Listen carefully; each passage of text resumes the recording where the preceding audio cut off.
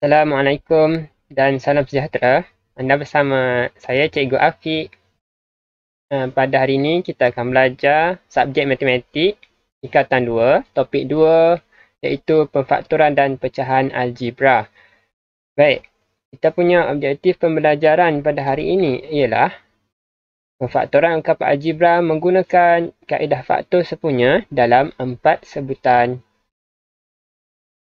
Okay, terlebih dulu kita ulang kaji bentuk penulisan ungkapan algebra, iaitu ia ditulis dalam bentuk AX kuasa 2 campur BX campur C, dan A sini tak boleh bernilai kosong. Okay, kalau contoh saya bagi di sini, A dia adalah 1 yang mendarat X ni. 1 ni boleh ditulis ataupun biasanya X sahaja, X kuasa 2 campur 4X campur 3. Okay, nilai B yang mendarat X ni iaitu 4 dan C adalah 3. Baik, sebelum kita pergi dengan lebih lanjut, kita ulang kaji dulu kaedah FSTB ataupun faktor sepunya terbesar. Bila kita diberi dua ungkapan, contohnya 5mn campur 15n kuasa 2, maka kita akan boleh bahagikan dia dengan sifir 5, yang mana apabila 5mn dibahagi dengan 5, maka kita akan tinggallah mn. Okay, 5mn bahagi dengan 5, kita boleh potong 5 itu, maka tinggallah mn di sini. Okay.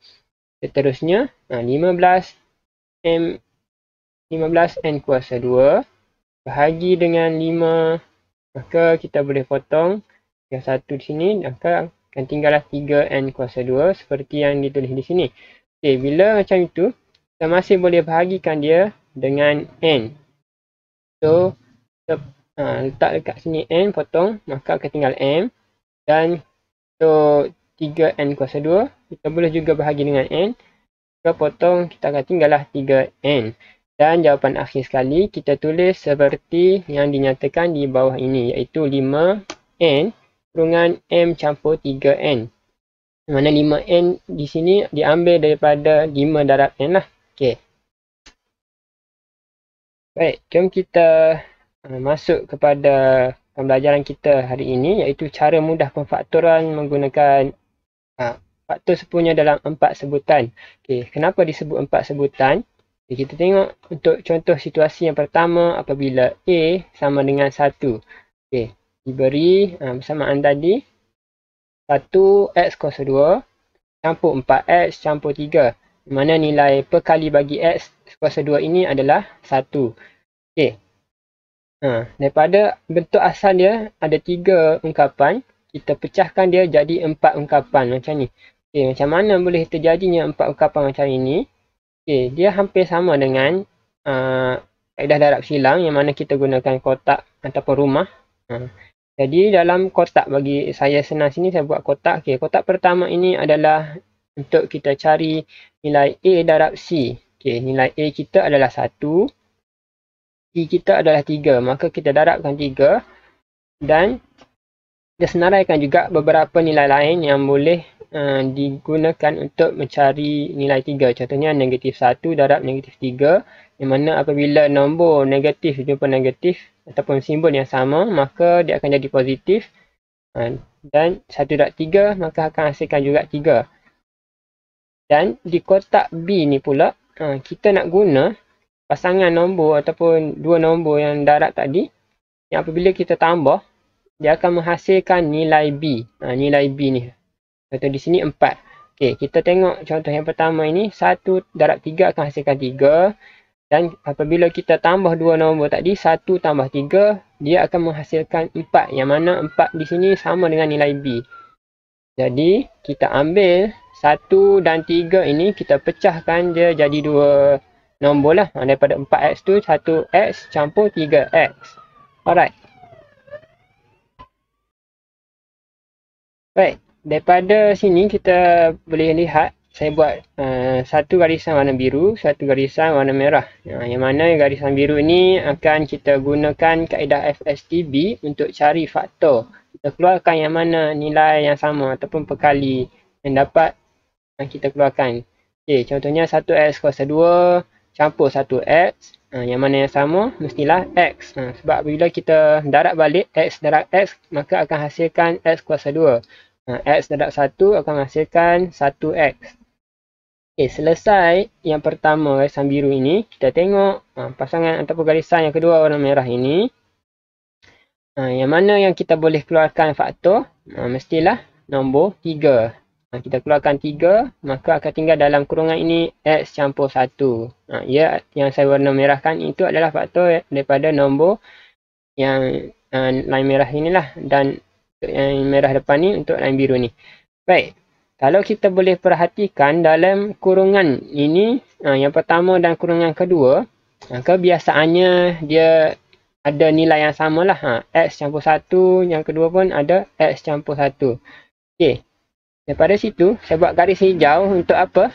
Untuk kita sambung di langkah yang terakhir itu, kita masukkan, buat dua kurungan. Kurungan kedua, kita masukkan nilai yang sama tadi, x campur 1. Dan untuk kurungan yang pertama pula, kita ambil faktor yang kita keluarkan dari kurungan tadi. Okay, contohnya x, dekat sini pula, tambah 3. So, kita letak tambah 3 di sini. Dan dapatlah selesaikan pemfaktoran dalam 4 sebutan menggunakan faktor sepunya. Ini untuk situasi A sama dengan 1. Baik, jom kita tengok pula apabila situasi A sama dengan 2 ataupun nombor A itu lebih besar daripada 1. Contoh di sini diberikan 2x kuasa 2 campur 7x campur 6. Kita senaraikan, kita keluarkan untuk kita mudah pengiraan kita. A sama dengan 2, B sama dengan 7, C sama dengan 6. Dan gunakan dalam kotak ataupun rumah kat tepi ni, A darab C, yang mana A kita adalah 2 darab 6, maka akan hasilkan 12. Di bawah sini kita senaraikan beberapa ifir ataupun gandaan yang dapat menghasilkan 12. Contohnya 1 darab 12, 2 darab 6 dan 3 darab 4. Di kotak B ni, bagaimana kita dah buat tadi, kita ambil dua nilai tadi, kita campurkan dan lihat hasilnya adakah sama dengan 7, iaitu nilai B. Andainya tak sama, contoh sini 1 campur 12 dapat 13, kita tak boleh ambil lah 1 dan 12 ni. Contoh yang kedua, 2 campur 6 sama dengan 8, juga tidak tepat, kurang tepat. Dan kita tengok nombor last sekali 3 campur 4, maka dapat hasilkan 7. Jadi kita boleh ambil nombor 3 dan 4 ini untuk kita pecahkan daripada 7x ini, kita jadikan dia 3x campur 4x. Nombor depan ni salin sahaja, sama juga untuk nombor belakang salin sahaja. Dan dengan langkah yang sama, kita faktorkan, kita keluarkan guna kaedah FSTB tadi dekat sini. Contohnya 2x kuasa 2 campur 3x, kita boleh keluarkan x dan salin saja 2x campur 3. Dan untuk yang kedua garisan merah ini, kita boleh keluarkan dia nilai 2. Yang mana kalau kita darab balik 2 darab 2x, kita akan dapat 4x. 2 darab 3 akan hasilkan 6. Selesai yang itu, macam kita dah buat tadi. Biasanya dalam kurungan ini nilai dia sama, kita tulis nilai yang sama itu dalam kurungan kedua. Dan untuk kurungan yang pertama, kita ambil yang di luar kurungan, salin balik. X campur 2. Apa nilai yang besar daripada 1, contohnya 2, 3, 4 dan sebagainya. Kita guna cara yang sama, kaedah yang sama. Maka insyaAllah kita akan dapat selesaikan pemfaktoran itu. Baik. Jom kita tengok satu contoh lagi, yang mana contoh ini adalah perkali bagi nilai x kuasa 2, A kita adalah negatif 3 ataupun apa-apa nombor A kita kurang daripada 1. Untuk situasi ini, A kita adalah negatif 3. Negatif 3x kuasa 2 campur 8x tolak 4. Sama juga macam tadi, kita senaraikan balik A kita negatif 3, B sama dengan 8, C sama dengan negatif 4. Selepas senaraikan, macam tadi juga kita darab A darab C, iaitu negatif 3 darab negatif 4, maka akan dapat 12. Sebab apa 12? Sebab negatif darab dengan negatif, simbol yang sama, maka akan hasilkan positif. Okey, 3 darab 4, maka jadilah 12. Okey, senaraikan beberapa gandaan yang menghasilkan 12. Okey, 1 darab 12, 2 darab 6, 3 darab 4. Dan dalam kotak B ni pula, kita tengok hasil tambah nombor yang manakah yang akan dapat hasilkan 8. Okey, untuk situasi ini 2 campur 6 maka dapat 8. Jadi kita boleh ambil nilai 2 dan 6 ini, kita pecahkan daripada 8x itu jadi 2x campur 6x. Okey. Baik, dengan langkah yang sama macam tadi juga. Kita faktorkan yang depan ni dulu. Okey. Situasi ni kita ada negatif, tapi tak apa, kita salin sahaja nilai itu. Okey, letak dalam kurungan. Okey. Keluarkan yang mana yang sama. Okey, untuk situasi ni, untuk garis biru ni kita dapat keluarkan X. Okey, untuk di garisan merah ni pula. Okey. Kita buat keluarkan sifir berapa? Kita boleh buat keluarkan sifir 2. Okey, kalau perasan dekat atas ni, ia adalah bernilai negatif. Okey, untuk kita samakan yang dalam kurungan ni, nilai negatif 3x. So, kita perlu mengeluarkan simbol negatif itu, kita letak di luar kurungan ini. Jadi apabila kita letak di luar kurungan, automatik di tempat sini dia akan terbalik lah. Di mana tadi tolak 4, sini akan jadi tambah 2. Sebab apa?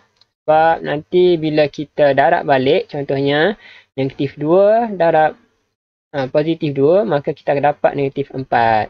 Okey, dekat sini sebab apa tolak 3x? Sebabnya kalau negatif 2 darab negatif 3, maka kita akan dapat positif 6x. Alright. Dan dengan guna langkah yang sama, kita buat 2 kurungan kat bawah. Kurungan yang kedua ini salin yang sama dalam kurungan ini. Negatif 3x campur 2. Dan untuk kurungan yang depan ini, kita tulis yang di luar kurungan. Yang pertama x tolak x dan yang kedua adalah tolak 2. Dan dapatlah selesaikan untuk masalah bagi negatif 3 ni. Yang A dia sama dengan negatif 3. Alright. Dan apa-apa nilai, contohnya negatif 2 ataupun negatif 5, kita guna langkah yang sama juga. So insyaAllah kita boleh selesaikan dia dengan betul lah. Okay, untuk semakan adanya kita dapat nilai ini, kita boleh kembangkan balik dia dan lihat sama ada hasil yang kita dapat adakah sama dengan nilai yang diberi ini. Jadi, jika anda rasa video ini bermanfaat, silakan like, share dan subscribe channel ini. 谢谢大家，再见。